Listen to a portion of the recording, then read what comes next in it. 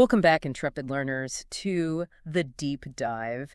Today, we're tackling a really tough one, a case that's just lingered for decades. We are. It's one of the most perplexing, honestly, just deeply unsettling cold cases out there, the Yuba County Five. Exactly. And our mission today really is to comb through everything we can find, old newspaper reports, newer investigations, deep analyses, all of it. Trying to pull out the key details, the insights, from what is, frankly, a baffling mystery. Almost 50 years old now. It's incredible. So let's set the scene. We're going back to February 24th, 1978, a Friday night in Marysville, California. Right, just a group of 5 friends heading out for a good time. Yeah, they're off to Chico to watch a college basketball game. Chico State versus UC Davis. Sounds pretty normal. Completely normal. Yeah. Just friends going to a game. Right. But that night, well, it spirals into something else entirely. They were never seen alive together again after that. Chilling. So the disappearance itself, it's almost as strange as what came later. Maybe we should start with the friends themselves. Who were they? Yeah, let's do that. Yeah. So you had Jack Madruga. He was 30, known as the careful driver, the one who owned the car. Right. Then Bill Sterling, 29. Theodore Weyer, everyone called him Ted. He was 32. Got it. Yeah. Jackie Hewitt, the youngest at 24. And Gary Mathias, who was 25. And there's a crucial piece of context here, something we need to mention carefully. They all had developmental disabilities. That's right. And it's important not, to define them by that, but because it almost certainly impacts how we understand, well, everything. Their decisions, how they reacted to the situation, their vulnerabilities. It's a key factor. Absolutely. So their last known sighting, where was that? It was super ordinary, which makes it even weirder in hindsight. They stopped at Bears Market in Chico. After the game? Yeah, around 10 p.m., just grabbing snacks for the drive home. Yeah. Hostess pies, candy, sodas. Typical post-game munchies. Exactly. And the wrappers from those snacks. Yep. They were later found inside the car. Just a completely normal end to an evening out. Yeah. Or so it seemed. And then nothing. Until the next morning, Saturday the 25th. Right. That's when the first big piece of the puzzle surfaces. Jack Madruga's car, his 1969 Mercury Montego turquoise and white, it's found abandoned. And not just pulled over on the highway. No, not at all. It's way up on this rutted logging road, the Orville-Quincy Road. High elevation, like 4,400 feet. Okay, wait. How far is that from where they should have been going, back to Yuba City? That's the staggering part. It was 70 miles off their route home. 70 miles in totally the wrong direction, up in the mountains, in the snow. 70 miles? How does that even happen? That's question number 1, isn't it? Just immense disorientation or something else. And the car itself, when they found it, it wasn't straightforward, was it? There were weird details. Oh, yeah. Lots of weird detail. For starters, the keys were gone. Okay. But a window was left open, which is odd, right? Especially in the cold. Definitely strange. What about the car's condition? Was it stuck? Broken down? Nope. That's the thing. It had a quarter tank of gas, left plenty to get somewhere, and investigators turned the key. It started right up. First try. So it was perfectly drivable. Why abandon it? Exactly. It wasn't seriously stuck in the snow, apparently. 5 guys could have likely pushed it out. Huh. Okay, but wasn't there something even stranger about the car? Something about underneath? Yes. This is maybe the most baffling detail of all. The undercarriage, it was spotless. Spotless. After driving up a logging road, those things are usually muddy, full of potholes. Right. Rugged, rutted terrain. You'd expect mud, scrapes on the muffler, maybe some dents underneath. But no. Pristine. How is that even possible? One deputy told the Washington Post that the driver must have known every rut blindfolded. That's how carefully it had to have been driven, or how familiar someone was with that specific treacherous road. Which doesn't sound like Jack Madruga based on what his family said. Doesn't fit the profile. He didn't like others driving his car, and the group reportedly disliked mountains and cold. So this pristine undercarriage, it's a massive red flag right away. It suggests something beyond just getting lost, maybe extreme care or maybe someone else involved. A second vehicle. Wow. Okay, so the car's found. It's weird. What happens next? The search starts. Well, they try. But almost immediately, things get complicated. A huge blizzard rolls in that night. Oh, no. Yeah, temperatures drop to like 19 degrees Fahrenheit. Just brutal conditions. The heavy snow forced them to halt the initial ground search almost as soon as it began. So they lost that critical early window. Completely. Snowcats they brought in almost got lost themselves. And any tracks, any scent evidence near the car, footprints, tire marks, anything, it was just obliterated by the snowfall. gone. That's a huge blow to the investigation, right? Losing that initial scene evidence. Massive. Those first 48 hours are often called the golden hours for a reason. Losing that potential evidence. Yeah. Yeah, it made things incredibly difficult from the outset. Was there anyone who saw anything? Any witnesses at all up there? There was one, and his account is pretty unsettling. A guy named Joseph Shans. What did he see? He was actually stuck nearby on the same road. He's having a heart attack. Poor guy. But around 2 a.m., he said he saw flashlights near where the Montego was found. Flashlights. Did he see who had them? He heard voices. He described men's voices and a woman with a baby. A woman and a baby up there. That's Yeah. really strange. Extremely strange. And here's the chilling part. Shans was in distress, obviously, so he yelled out for help. Oh, The lights immediately went out. Vanished. The voices stopped. wow. So they didn't want to be seen or interact. Seems that way. Now, initially, investigators didn't put much stock in his story. Maybe because of his medical condition at the time, they kind of discounted it. But later. Later, it definitely came back as a potentially crucial piece of information they might have overlooked early on. Another point of frustration in the investigation. Okay, so the car's found, the initial search is hampered, there's this weird witness account, and then nothing for months. Pretty much. Winter locked everything down. The snow was incredibly deep up there. It wasn't until the spring thaw, about 4 months later, in early June, that things started to surface. And this is when the really grim discoveries began. Yeah. The melting snow started revealing the truth. It's a horrifying thought, isn't it? Nature slowly giving up these terrible secrets. So what was found first? June 4th. Some motorcyclists were out, and they smelled, decomposition. Oh, God. They found the skeletal remains of Bill Sterling and Jack Madruga. Where were they in relation to the car? About 11.4 miles away from the Montego, just at the edge of the forest line. They'd walked a long, long way. 11 miles. Through snow, presumably. Unbelievable. That's hard to even fathom. After that discovery, search teams mobilized in a big way. They swept the area systematically. And they found others? Yes. Soon after, they found Jackie Hewitt's bones. He was about 2 miles south of a U.S. Forest Service trailer. A trailer. Okay, that sounds important. It becomes central to the mystery, because inside that trailer, that's where they found Ted Weir. Inside? Was he alive? No, he was deceased. His body was emaciated. But the location, this trailer, was at a place called Bucks Camp. And how far was that from the car? This is astounding. It was 19.4 miles on foot from the Montego, mostly uphill. 19 miles uphill. How did they even make it that far? Another huge question. And Weir's state, when found, was also deeply puzzling. He was wrapped carefully in 8 sheets. 8. Wrapped, not just covered. Meticulously wrapped is how it's often described. And the forensic analysis, looking at his beard growth, suggested he'd been alive in that trailer for a long time after they disappeared. How long? Estimates range from 8 to 13 weeks. Weeks. Maybe even close to 3 months after February 24th, surviving in that trailer. Surviving, Yeah. but eventually succumbing. What was in the trailer with him? This is where it gets even stranger, right? This is where it goes from tragic to utterly baffling. Because right there, within reach, were ample survival supplies. Like what? Food, lots of it. Canned rations, dehydrated meals. Enough, reportedly, to feed 5 men for a whole year. A year's worth of food. Yes. And matches. Heavy blankets. And a big 100-pound propane tank, full, ready to provide heat. Wait, so there was heat available? The tank was full, but the valve was never opened, never used. He froze to death with a working heater right there. And starved with a year's supply of food. It defies comprehension. There was evidence someone had started a fire outside the trailer at some point. Outside, but not inside where it would matter. Correct, indicating they could make fire, but didn't use the propane inside. And only about 12 food cans were opened. 12 cans out of a year's supply. How were they opened? Was it that special army opener people talked about? That was an early theory that only Gary Mathias had the P-38 Army opener. But later reports confirmed most were opened with a standard church key type opener, the kind you use for beverage cans. So not necessarily just Matthias could have opened them? Exactly. It dilutes that specific theory and opens up possibilities about who was active and capable inside that trailer. And speaking of Gary Matthias, he wasn't found in the trailer. No. And this is the absolute core of the enduring mystery. His shoes, his rubber-soled sneakers were found inside the trailer, left behind. His shoes were there, but he wasn't. Correct. Gary Mathias himself has never been found. Not then, not since. 47 years later, he's still missing.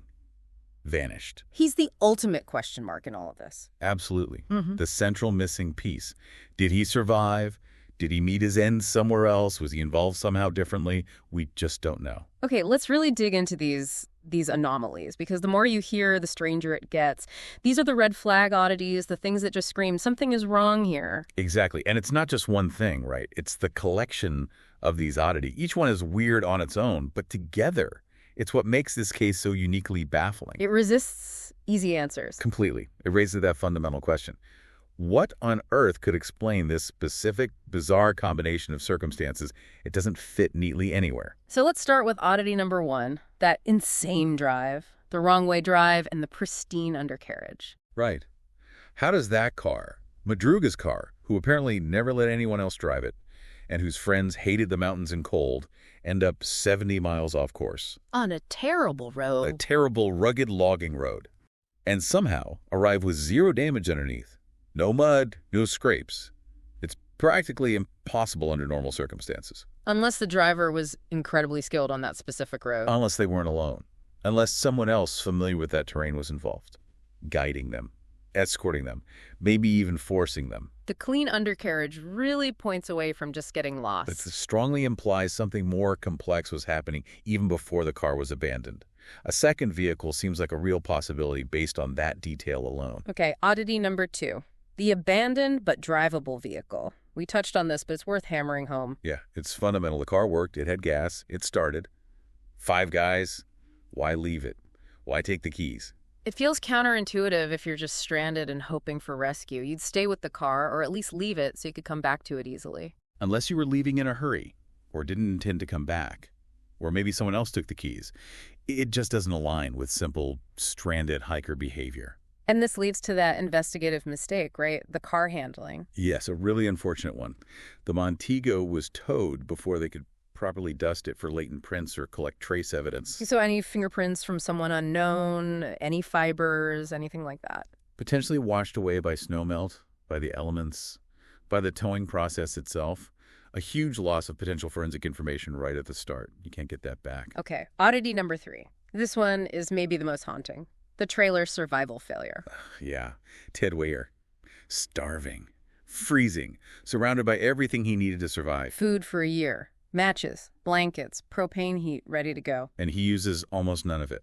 Opens just a few cans, starts a fire outside but not inside, and dies there after weeks, maybe months. How do you explain that? What are the possibilities? It's agonizing to think about. Was it cognitive impairment?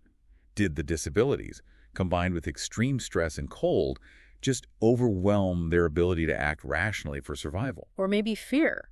Fear of being found. That's a strong possibility. If they were hiding from someone or someone else was controlling the situation, maybe they were afraid to draw attention with light or heat. Injury could play a role too, I guess. Definitely. Severe injury could have made it impossible to physically access or use the supplies. Or, another chilling thought, where they told help was coming. Like, stay put, we'll be back. Exactly. Leading them to conserve resources, to wait passively, tragically, for a rescue that never arrived. The psychology inside that trailer, it's a complete black box. Okay, oddity 4, the footwear swap. This involves Gary Mathias again. Right. Mathias' sneakers are found in the trailer, but Ted Weir's bigger, sturdier leather shoes, they're gone. The strong implication, based on what mountain rescue folks say, is that Mathias' feet were probably swollen, maybe frostbitten. He likely swapped his sneakers for Weir's better boots and left the trailer. So he walked out of there, alive, wearing Weir's shoes. That's the prevailing theory based on that evidence, which makes him, again, this huge unknown, a potential survivor who walked away, or someone with more knowledge. His disappearance after this point is deafening. Okay, number 5, this one is just macabre. The neatly wrapped corpse and the alien watch. Yeah. Weir's body wasn't just covered. It was carefully, meticulously wrapped in 8 sheets from the trailer. 8 sheets? That takes effort, coordination. Effort and fine motor skills that someone suffering from severe exposure and starvation like Weir likely wouldn't have had. It strongly suggests someone else did it. Someone else in the trailer. Exactly. Someone capable, maybe even performing a kind of ritualistic act or just basic care. And then there's the watch. The gold Waltham watch, missing its crystal, found on a table beside him. A watch none of the families recognized. Didn't belong to any of the 5 men. an orphan object. Where did it come from? Whose was it? Another complete mystery. But its presence, like the wrapping of the body, strongly hints at another person, a sixth individual, being involved at the trailer stage. That 2018 book, Out of Bounds, even suggests the wrapping implies 2 other people might have been there. Wow, 2 others. Okay. And finally, oddity number 6. Joseph Schoen's suppressed sighting. Back to the car. Yeah, the man having the heart attack, who saw the lights and heard the voices. Man, a woman, a baby near the Montego. And when he yelled for help, they vanished. Lights out. Silence. Which strongly suggests they didn't want contact, they were hiding, or involved in something they didn't want witnessed. And the investigators initially dismissed him. Largely, yes. It wasn't until the Washington Post story brought national attention that they really went back and re-interviewed him seriously. A potentially crucial early lead that was initially sidelined. And does this connect to any other sightings? You mentioned something earlier. Yes. This is potentially huge, though less discussed. There was another sighting reported at a convenience store in Brownsville, which is sort of between Chico and the mountains. Right, what did they see? A clerk and another customer reported seeing 4 of the men, not 5, getting out of a red pickup truck. A red pickup, not the Montego. Correct, a red pickup. 2 supposedly used a payphone. 2 went inside and bought snacks, burritos, chocolate milk, soda things known to be Ted Weir's favorites. If that's true, that changes everything. It implies the Montego was already abandoned somewhere else, much earlier, and that they were with someone else or had another vehicle. It completely reframes the start of the ordeal. They weren't necessarily stranded in the Montego initially. That Brownsville sighting feels incredibly important, if accurate. It could be, but like Sean's account, it adds another layer of complexity and potential outside involvement. Okay, so if we connect all these weird threads, it really forces us to look critically at the investigation itself. Right. What did they do well, and where did things maybe go wrong? It's easy to second-guess decades later, but yeah. True, hindsight is 20/20. But it's important to analyze. So let's give credit first. The initial response, finding that car within 24 hours and mobilizing resources, deputies, helicopters, snowcats within 48 hours. That was fast, especially given the conditions and location. A major effort right off the bat. Absolutely. And the big search effort in the spring, once the snow melted. Massive. 300 people covering huge areas, meticulous grid searches. They really put boots on the ground. And the autopsies were key too, right? Establishing cause of death. Crucial. Confirming hypothermia and starvation, gave them timelines, helped piece together what happened to the 4 they found, and getting national media involved, like the Post and LA Times, kept the case in the public eye, which can be vital. Okay, so those are the positives. What about the critiques? Where did the investigation stumble? Well, that initial search suspension because of the blizzard. Understandable, maybe, but devastating. Losing those first 48 hours for tracks and scent evidence. That was likely irreplaceable. The snow just wiped the slate clean. Pretty much. Then, as we discussed, the car handling. Towing the Montego before a thorough forensic processing for prints and trace evidence, another major loss of potential clues right at the scene. Yeah, that one seems like a significant oversight. It does. And then there was the delay in issuing the be on the lookout for Gary Mathias, specifically mentioning his need for psychiatric meds. How long was the delay? About 2 weeks. So for 2 critical weeks, hospitals, clinics, ERs weren't officially alerted to flag him if he turned up seeking help or medication. A missed window, potentially. And the Sean's re-interview delay, only taking his account seriously after the press got involved. Right. Suggest maybe an initial bias or tunnel vision, discounted a potentially vital early witness. And the most heartbreaking potential miss, the trailer. Ugh, yeah. The fact that search teams in the winter saw the Forest Service trailer, assumed it was locked up tight by rangers for the season, and didn't check inside. Never tried the door. Never tried the door. And Ted Weir might have been inside, alive, just yards away from potential rescuers. It's an absolutely gut-wrenching thought. So looking at all these misses, what's the overall picture? It suggests perhaps a degree of investigative tunnel vision. Maybe focusing too narrowly on one scenario or making assumptions that closed off other avenues. It's not necessarily blame. Investigations are complex, especially this one. But the cumulative effect of these issues certainly didn't help solve the mystery. Okay, this is where it gets really interesting then. Let's wade into the actual theories. People have been trying to explain this for decades. What are the main contenders? And what's fascinating is how none of them quite fit perfectly. They each explain some parts but leave gaping holes elsewhere, connecting it all. It highlights just how unusual this case is. It defies simple labels. So is there one theory that holds the most water, or is it just a mess of possibilities? That's the big question. Let's look at them. Theory 1. Simple accidental disorientation. They just got lost. What supports that? Well, there were those footprints found near the car that seemed to follow tracks made by a snowcat that had plowed that logging road the day before. So maybe they thought the tracks led to help. That's the idea. They follow the path of least resistance, thinking it leads somewhere civilized, but it just takes them deeper into the wilderness towards bus camp. Okay, but the weaknesses seem huge there. Oh, they are. It doesn't explain the 70-mile detour, the pristine undercarriage, none of that initial weirdness with the car. And crucially, it doesn't explain ignoring the survival supplies in the trailer. If you're just lost and freezing, you use the food and heat, right? Yeah, that inaction is the biggest hurdle for the just got lost theory. Okay, theory 2. Forced off-road foul play. This leans into the stranger elements. Jones's sighting of the lights and voices that hid, the weird Waltham watch, the carefully wrapped body of Weir, all point towards someone else being involved. An unknown party intervening. Exactly. And then you have those anonymous phone calls to Debbie Lynn Reese a few weeks later. That I know where they are, and I heard those guys' bad calls. Right. Untraceable back then? Could be a hoax, but it fits a narrative of a perpetrator in panic or someone with guilty knowledge. It adds weight to the foul play idea. What argues against foul play, though? Primarily, the lack of obvious trauma on the bodies found.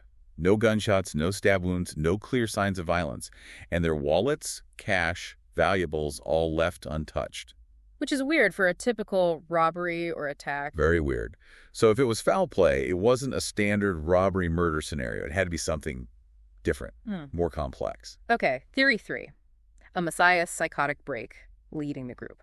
This focuses on Gary Matthias, his known mental health history being off his meds, his Army background, which initially suggested survival skills, And the shoe swap. and the shoe swap suggesting he left the trailer alive. The idea is maybe he had a break, became delusional, and somehow convinced or compelled the others to follow him on that long, fatal trek. But again, major problems. Huge ones. First, where is Gary Matthias? Still missing after all this time. If he led them, what happened to him? Second, why would the others follow? Especially the ones who hated the cold and mountains, 19 miles uphill in snow. Following someone potentially irrational. It strains credulity unless there was coercion involved, which brings us back towards foul play. It requires a lot of assumptions about group dynamics under extreme stress. Exactly. And this special P-38 can opener? Part of his expertise has been largely debunked, remember. Others could have opened the cans. Right. Okay, final main theory. Side trip gone wrong, maybe heading towards Forbestown. This tries to rationalize the route somewhat. Matthias knew people in Forbestown, and the logging road, while indirect, does eventually head that way. And this connects to that Brownsville sighting. Perfectly. If they were seen in a red pickup in Brownsville, maybe they'd already ditched the Montego, accepted a ride, or had another vehicle as part of a plan to go to Forbestown, and that's where things went terribly wrong. It shifts the whole starting point of the disaster. Completely. It suggests the Montego wasn't where the main event happened, but maybe just the end point of one vehicle's journey. Weaknesses. Still, a significant overshoot 35 miles past the most direct route to Forbestown, even on that road. Why go so far out of the way? And again, it clashes with the group's known aversion to the mountains and cold, especially for a spontaneous, dark, snowy night trip. It doesn't quite fit their known behavior patterns. So every theory has these inconsistencies, these parts that just don't quite mesh with all the facts. Exactly. None of them provides a single clean answer that accounts for everything. The pristine car, the long trek, the unused supplies, the wrapped body, the missing man, the strange sightings. It's a constellation of anomalies. So what does this all mean? Where does it leave us, looking back at this whole tragic, baffling story? It leaves us confronting the limits of explanation, honestly. When human behavior under duress, possibly combined with external factors we don't know, becomes so utterly strange, it challenges our ability to construct a logical narrative. It's more than just missing persons. It's about decisions, actions, or inactions that feel deeply alien to us. Right. This raises that important question, what are we missing? What unknown element, be it a person, an event, a psychological state, could possibly make sense of this sequence? Because the known facts just don't add up in a conventional way. Let's just list them out again. The big, enduring questions that keep this case alive. First, obviously. Where is Gary Matthias? 47 years, no trace, no body, no confirmed sightings. Did he survive? Did he perish elsewhere? His fate is the biggest unknown. Second, who owned the Waltham watch? That gold watch by Weyer's body. Where did it come from? Whose is it? A tangible clue leading nowhere yet. Third, why wasn't the propane tank used? The heat source in the trailer. Was it broken? Were they unable to use it, or did they choose not to? And if so, why? That decision likely cost Weyer his life. And fourth, did they meet anyone else in Chico after the game, before heading out? Could some interaction we don't know about have set this whole chain of events in motion? It's possible. With modern tech, maybe reviewing old records or re-interviewing could theoretically yield something, but it's a long shot after so long. Still, you wonder about that initial trigger. This case really does force you to think about the extremes of human experience, doesn't it? The decisions made under pressure, the things we can't understand. It's a profound mystery, not just of events, but of human psychology in the face of unimaginable circumstances. What drives people when logic seems to break down? And it remains unsolved. A 47-year-old cold case. Which brings us to the call to action. Absolutely. This case still haunts the families and the community. Anyone listening, anyone out there has seen something, heard something, maybe remembers a detail from back then. Anything related to the Yuba County Five, especially about Gary Mathias or that Waltham watch, or maybe know something about those anonymous phone calls. Please report it to the local authorities. Yuba County Sheriff's Office, Butte County Sheriff's Office. No piece of information is too small. You never know what might be the key. It might seem like a long time ago, but closure is still possible. A small detail could finally unlock this enduring, perplexing mystery. Thank you for diving deep with us into this really challenging case today.